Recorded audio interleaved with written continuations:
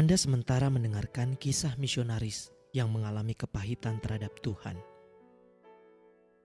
Pada tahun 1921, dua pasang suami istri dari Stockholm, Swedia, menjawab panggilan Tuhan untuk melayani misi penginjilan di Afrika. Kedua pasang suami istri ini menyerahkan hidupnya untuk mengabarkan Injil dalam suatu kebaktian pengutusan Injil. Mereka terbeban untuk melayani negara Belgian Kongo yang sekarang bernama Zaire. Mereka adalah David Flood dan istrinya Svea, serta Joel Erickson dan istrinya Bertha. Setelah tiba di Zaire, mereka melapor ke kantor misi setempat. Lalu dengan menggunakan parang, mereka membuka jalan melalui hutan pedalaman yang dipenuhi nyamuk malaria. David dan Svea membawa anaknya David Junior yang masih berumur 2 tahun. Dalam perjalanan, David Junior terkena penyakit malaria. Namun mereka pantang menyerah dan rela mati untuk pekerjaan Injil. Tiba di tengah hutan, mereka menemukan sebuah desa di pedalaman. Namun, penduduk desa ini tidak mengizinkan mereka memasuki desanya.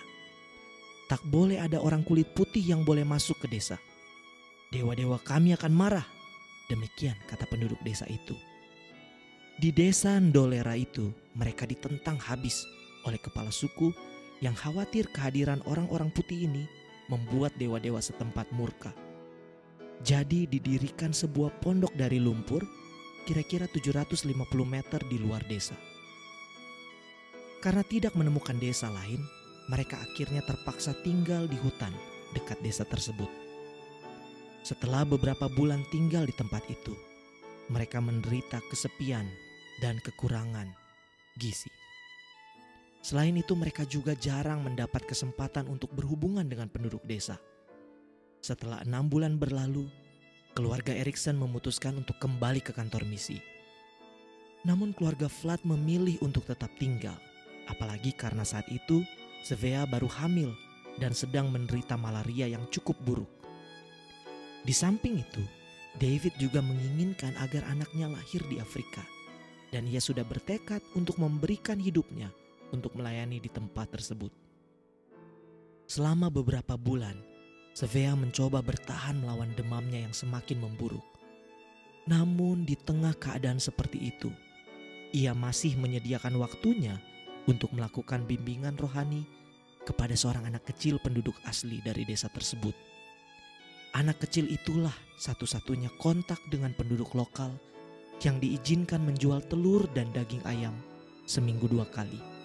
Dan kemudian disambut dengan senang hati, dibimbing kepada Kristus. Dapat dikatakan anak kecil itu adalah satu-satunya hasil pelayanan Injil melalui keluarga Flood ini. Saat Svea melayani, anak kecil ini hanya tersenyum kepadanya. Penyakit malaria yang diderita Svea semakin memburuk sampai ia hanya bisa berbaring saja. Tapi bersyukur, bayi perempuan berhasil lahir dengan selamat, tidak kurang suatu apa. Namun Svea tidak mampu bertahan.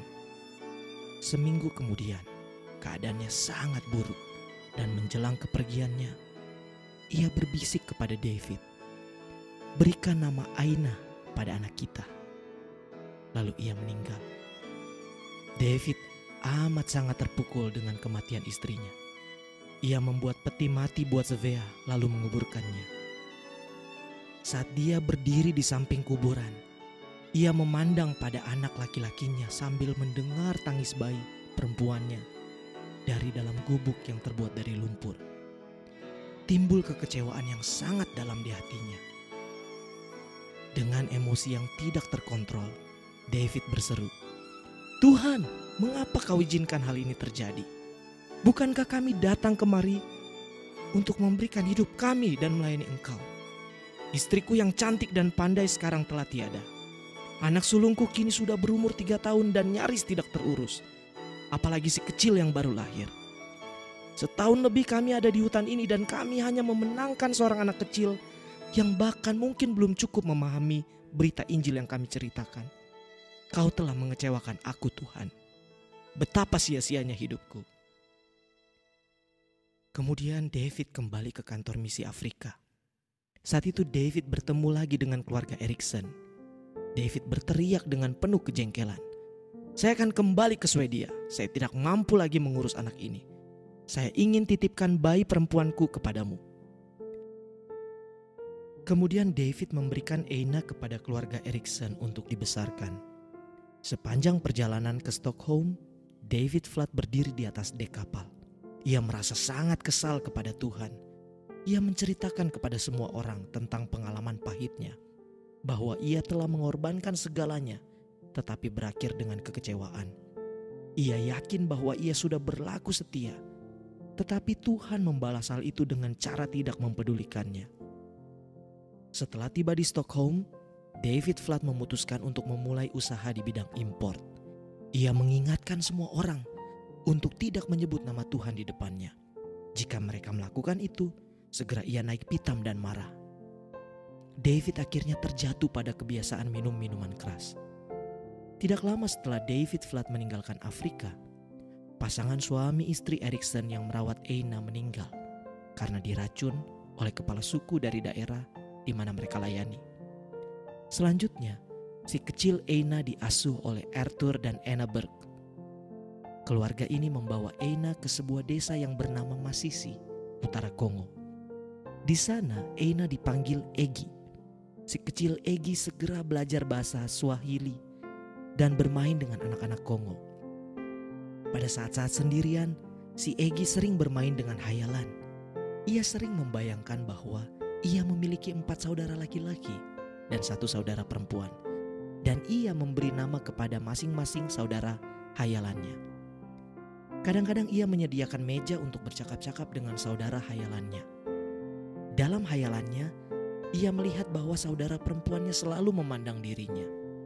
Keluarga Berg akhirnya kembali ke Amerika dan menetap di Minneapolis. Saat Egi beranjak dewasa, ia mendapat kiriman majalah Kristen dengan berbahasa Swedia di kotak suratnya. Saat itu, ia melihat sebuah halaman di majalah tersebut. Ia terhenti, kaget karena foto-foto yang ada di majalah tersebut. Ada sebuah kuburan primitif dengan salib putih dan di salib tertulis nama Svea Flat. Egi pun spontan beranjak ke mobilnya dan pergi menemui seseorang yang bisa menerjemahkan artikel berbahasa Swedia tersebut. Kemudian penerjemah itu membacakan dengan ringkas bahwa dulu ada pasangan suami istri misionaris yang datang ke Afrika yang memperkenalkan Yesus kepada seorang bocah laki-laki. Suami istri ini dikaruniai seorang anak perempuan, tapi ibunya meninggal dunia setelah beberapa hari. Namun, melalui anak kecil yang pernah dibimbing Svea Flat, Tuhan telah menyelamatkan 600 orang Zaire. Ketika si bocah tersebut beranjak dewasa, ia mendirikan sekolah di desanya tersebut. Dan oleh semangat belas kasihan Kristus yang ia peroleh dari Svea, kini ia telah menjadi pemimpin dari gereja Pentakosta di Zaire dan memimpin 110.000 orang-orang Kristen di Zaire. Sejak itu Egi pun berusaha mencari tahu keberadaan ayahnya, tapi sia-sia. Egi menikah dengan Dewey Hurst yang kemudian menjadi presiden dari sekolah Alkitab Northwest Bible College. Sampai saat itu Egi tidak mengetahui bahwa ayahnya telah menikah lagi dengan adik Svea yang tidak mengasihi Allah dan telah mempunyai anak 5, 4 putra dan 1 putri, tepat seperti hayalan Egi. Suatu ketika sekolah Alkitab memberikan tiket pada Egi dan suaminya untuk pergi ke Swedia. Ini merupakan kesempatan bagi Egi untuk mencari ayahnya. Saat tiba di London, Egi dan suaminya berjalan kaki di dekat Royal Albert Hall.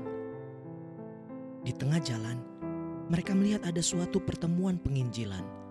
Lalu mereka masuk dan mendengarkan seorang pengkhotbah kulit hitam yang sedang bersaksi bahwa Tuhan sedang melakukan perkara besar di Zaire.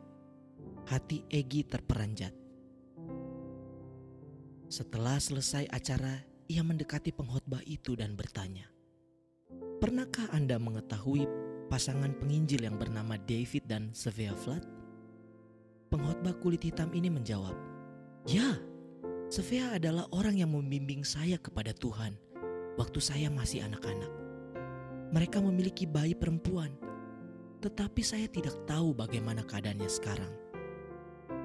Egy berseru, "Sayalah bayi perempuan itu. Saya adalah Egy." Eina mendengar seruan itu, Ruhigita Ndagora si pengkhotbah kulit hitam itu segera menggenggam tangan Egy dan memeluk sambil menangis dengan sukacita. Egy tidak percaya bahwa orang ini adalah bocah yang dilayani ibunya. Ia bertumbuh menjadi seorang penginjil yang melayani bangsanya, dan pekerjaan Tuhan berkembang pesat dengan 110.000 orang Kristen, 32 pos penginjilan, beberapa sekolah Alkitab, dan sebuah rumah sakit dengan 120 tempat tidur. Keesokan harinya Egy meneruskan perjalanan ke Stockholm, dan berita telah tersebar luas bahwa mereka akan datang. Setibanya di hotel, ketiga saudaranya telah menunggu mereka di sana, dan akhirnya Egy mengetahui bahwa ia benar-benar memiliki saudara 5 orang. Ia bertanya kepada mereka, "Di mana David, kakakku?" Mereka menunjukkan seorang laki-laki yang duduk sendirian di lobi. David Junior adalah pria yang nampak kering, lesu, dan berambut putih.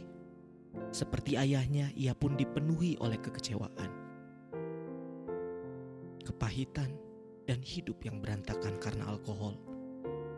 Ketika Egy bertanya tentang kabar ayahnya, David Junior menjadi marah. Ternyata semua saudaranya membenci ayahnya dan sudah bertahun-tahun tidak membicarakan ayahnya. Lalu Egy bertanya, "Bagaimana dengan saudaraku perempuan?" Tak lama kemudian saudara perempuannya datang ke hotel itu dan memeluk Egy dan berkata, "Sepanjang hidupku aku telah merindukanmu. Biasanya aku membuka peta dunia dan menaruh sebuah mobil mainan yang berjalan di atasnya. Seolah-olah aku sedang mengendarai mobil itu untuk mencarimu kemana-mana." Saudara perempuannya itu juga telah menjauhi ayahnya, tetapi ia berjanji untuk membantu Egy mencari ayahnya. Lalu mereka memasuki sebuah bangunan yang tidak terawat. Setelah mengetuk pintu, datanglah seorang wanita dan mempersilahkan mereka masuk. Di dalam ruangan itu penuh dengan botol minuman, tapi di sudut ruangan nampak seorang terbaring di ranjang kecil, yaitu ayahnya yang dulu seorang penginjil. Ia sudah berumur 73 tahun dan menderita diabetes, stroke, dan katarak yang menutupi kedua matanya. Egy jatuh di sisinya dan menangis. "Ayah, aku adalah si kecil yang kau tinggalkan di Afrika." Sesaat orang tua itu menoleh dan memandangnya. Air mata membasahi matanya. Lalu ia menjawab, "Aku tak pernah bermaksud membuangmu. Aku hanya tidak mampu untuk mengasuhnya lagi." Egy menjawab, "Tidak apa-apa, ayah. Tuhan telah memelihara aku." Tiba-tiba wajah ayahnya menjadi gelap. "Tuhan tidak memeliharamu," ia mengamuk. "Ia telah menghancurkan seluruh keluarga kita. Ia membawa kita ke Afrika lalu meninggalkan kita. Tidak ada satupun hasil di sana. Semuanya sia-sia belaka." Egy kemudian menceritakan pertemuannya dengan seorang pengkhotbah kulit hitam dan bagaimana perkembangan penginjilan di Zaire. Penginjil itulah si anak kecil yang dahulu pernah dilayani oleh ayah dan ibunya. Sekarang semua orang mengenal anak kecil si pengkhotbah itu, dan kisahnya telah dimuat di semua surat kabar. Saat itu Roh Kudus turun ke atas David Flood. Ia sadar dan tidak sanggup menahan air mata, lalu bertobat. Tak lama setelah pertemuan itu, David Flood meninggal. Tetapi Tuhan telah memulihkan semuanya, kepahitan hatinya dan kekecewaannya. Pesan ini ditujukan kepada semua orang yang merasa bahwa ia berhak untuk marah kepada Tuhan. Mungkin awalnya di mata David Flood, ia dan istrinya telah gagal sebagai seorang misionaris. Namun jeripayah di dalam Tuhan tidak pernah sia-sia. Terbukti bahwa belas kasihan dan kepedulian yang disertai pemberitaan Injil terhadap satu orang melahirkan 600 orang yang bertobat dan dimuridkan. Beberapa tahun kemudian, Egy dan suami mengunjungi desa Endolera tersebut. Disambut riuh rendah penuh sukacita. Mereka berziarah juga ke kubur Sveaflat. Egy berlutut mengucap syukur di sana, dan pendeta setempat membacakan 2 ayat berikut. Yohanes 12 ayat 24. Aku berkata kepadamu, sesungguhnya jikalau biji gandum tidak jatuh ke dalam tanah dan mati, ia tetap 1 biji saja. Tetapi jika ia mati, ia akan menghasilkan banyak buah.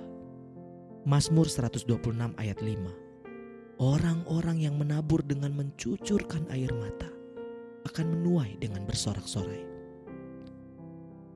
Cerita ini diambil dari buku Egy Hirsch dengan judul The Inspiring Story of a Girl Without a Country.